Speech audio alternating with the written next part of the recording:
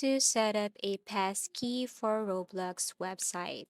So this is a very easy tutorial and it says here, are you tired of passwords? So you can enter or log into your Roblox using your fingerprints or let's just say your Face ID or screen lock. So to do that, you just have to go to the right side, upper right side, and then tap this gear icon right here. This is your settings.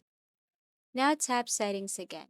And then under settings, you will see here options such as account information. You can also see here your security, privacy, notifications, and so on. So we have to stick on account information and you will see here a button that says add passkey. Okay, so all you have to do is simply tap this one if you're tired of logging in your password. So after you type this, you will see this passkeys are the most secure and easy way to log in. If you're okay with this, then you have to tap this continue button right here. Once you tap this, then they will ask for your 6-digit code.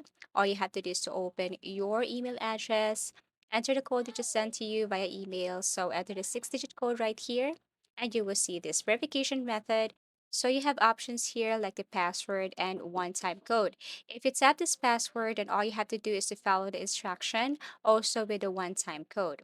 And after that, once it's successful, then you can log in to your Roblox using your passkey.